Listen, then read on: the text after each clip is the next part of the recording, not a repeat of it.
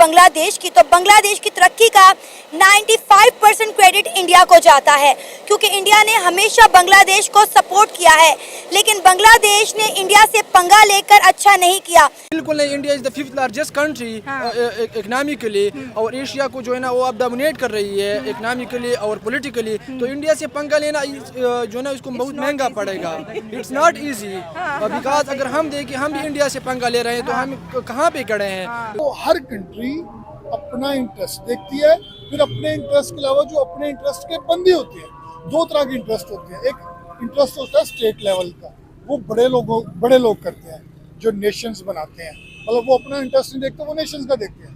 पाकिस्तान में बदकिस्मती ये है, यहाँ पे जो इंटरेस्ट देखा जाता है वो नेशन का नहीं देखा जाता। जितनी भी उनके यूज में चीजें आ रही हैं वो सिर्फ इंडिया की तरफ से आ रही है, क्योंकि अभी जो उनकी स्टूडेंट की वजह से ये पूरा हुकूमत का निज़ाम आगे पीछे हो गया है। इनको स्टूडेंट को चाहिए किसी तरीके से भी सब कुछ दोबारा वापस वैसे कर लें जैसे पहले बैलेंस में चल रहा था, क्योंकि इंडिया से पंगा लेंगे इनको बाकी और आगे कोई सोर्स नहीं है, ये कहाँ जाएंगे, क्योंकि इंडिया के अलावा कोई हेल्प करने वाला भी नहीं है। अगर इनको गवर्नमेंट ने इनके सर से हाथ उठाया तो ये यतीम होंगे और वहाँ पे क्राइम स्टार्ट होंगे और ये सारी चीज़ें वहाँ जन्म लेंगी।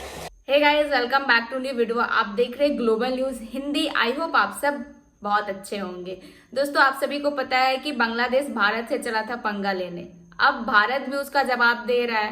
भारत 16 चीज़ों पर बैन लगा दिया है, उसके साथ साथ आलू प्याज पे भी बैन लगा दिया है। जब सत्ता परिवर्तन हुआ बांग्लादेश का तो उसका क्या कंडीशन है हम सभी जानते हैं। उसके बाद हिंदुओं के साथ वो लोग क्या क्या किए, हिंदुओं के घर पे हमले तक कर दिए, और जबकि भारत कितना सपोर्ट किया था बांग्लादेश को, आज वही देश भारत के साथ पंगा ले रहा है। तो आइए देखते हैं इसको लेके पाकिस्तानी पब्लिक का क्या रिएक्शन आता है। लेकिन वीडियो में आगे बढ़ने से पहले चैनल पर नए हैं तो चैनल को सब्सक्राइब कर ले, और वीडियो अच्छा लगता है तो लाइक शेयर भी कर दे। तो आइए देखते हैं पाकिस्तानियों का रिएक्शन। देश को कंगला देश बनाने में इंडिया के साथ अब रूस भी मिल चुका है। 630 मिलियन डॉलर उन्होंने जो है बांग्लादेश को, जो रूस ने कर्ज दिया था, वो डिमांड कर लिया, क्योंकि इंडिया और रशिया की फ्रेंडशिप बहुत ज़्यादा स्ट्रॉन्ग है। एक तरफ इंडिया ने अपनी टेक्सटाइल इंडस्ट्री बांग्लादेश के अंदर बंद की, बिजली उनको वो जो फ्री और सस्ती देते थे वो कॉन्ट्रैक्ट कहीं ना कहीं ख़त्म होने जा रहे हैं। साथ साथ 16 आइटम जो है जो डेली कमोडिटी की है, इंडिया ने वो भी बैन कर दी। तो क्या कहेंगे कि बांग्लादेश में हुकूमत तो बदली, लेकिन आवाम जो है वो सख्त मुश्किल का शिकार हो गई है।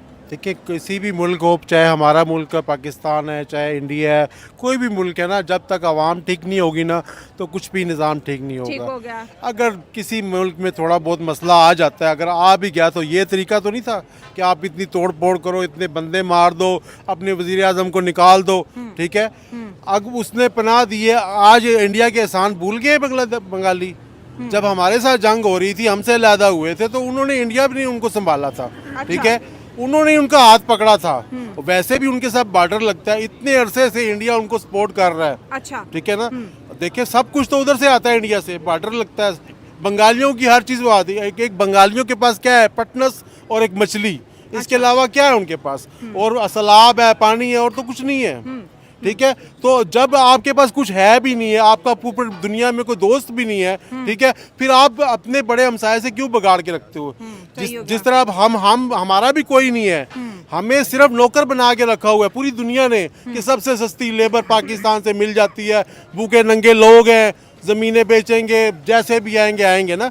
इसी तरह हमें भी पाकिस्तान को अपने हमसायों से बना के रखनी चाहिए थी, मगर हमने भी नहीं बनाई। और बंगालियों का भी अब जो हाल हो रहा है, अब उसकी आवाम की वजह से हो रहा है। अभी भी उनका मुंह उनसे ही लगना है। हाँ, इनसे पहले बात है, आप क्या कहेंगे ये जो बांग्लादेश और इंडिया के बीच जो क्राइसिस चल रहे हैं?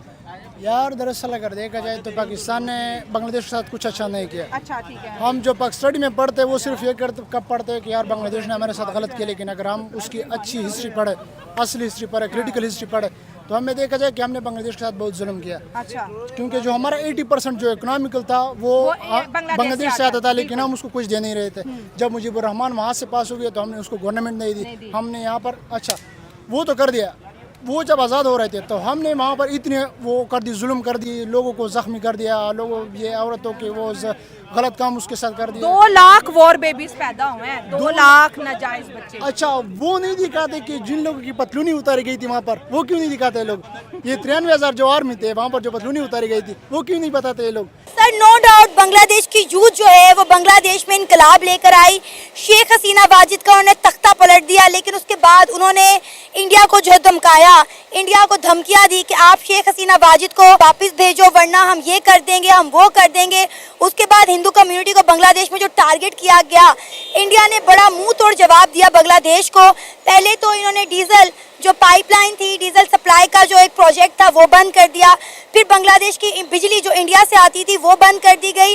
और उसके साथ साथ हम बात करें तो बांग्लादेश में जितनी इंडस्ट्री थी तमाम इंडिया से आकर लगी हुई थी, वो तमाम का बायकॉट कर दिया गया।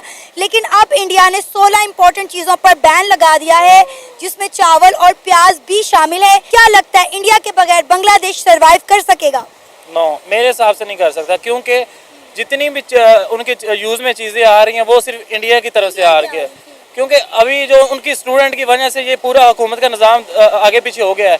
इनको स्टूडेंट को चाहिए किसी तरीके से भी सब कुछ दोबारा वापस वैसे कर लें जैसे पहले बैलेंस में चल रहा था, क्योंकि इंडिया से पंगा लेंगे इनको बाकी आगे कोई सोर्स नहीं है, ये कहाँ जाएंगे, क्योंकि इंडिया के अलावा कोई हेल्प करने वाला भी नहीं है।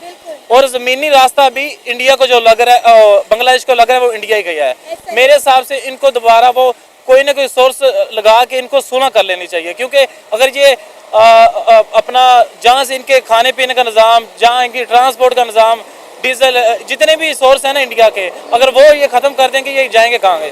सर इन्हें सोचना चाहिए था ना, इंडिया से पंगा लेने से पहले सोचना चाहिए था कि हम किस मुल्क के साथ पंगा ले रहे हैं।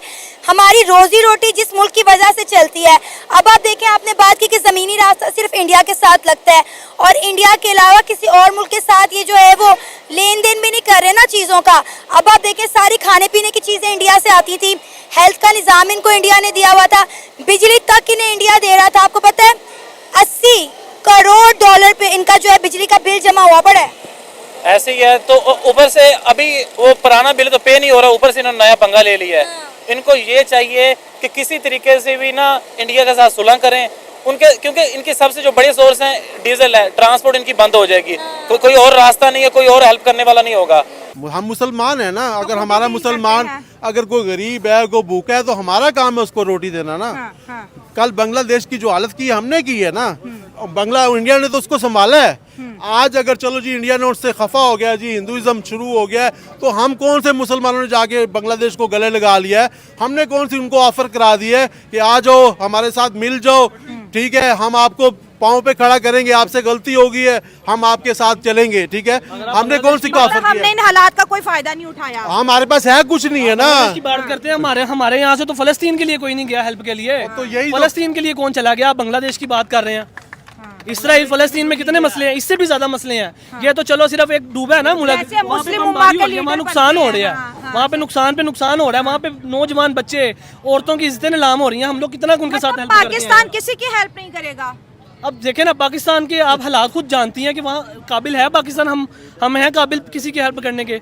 तो ये था आज का वीडियो आपको कैसा लगा कमेंट करके जरूर बताइए। चैनल पर नए हैं तो सब्सक्राइब कर ले और बेल आइकॉन भी प्रेस करें ताकि लेटेस्ट वीडियो का नोटिफिकेशन आपको मिलता रहे। और जो लोग पाक मीडिया देखने में इंटरेस्टेड है उनको मेरा वीडियो भी शेयर कर दे। तो फिर आपसे मिलते हैं अगले वीडियो में, अपना ख्याल रखें। जय हिंद, जय भारत।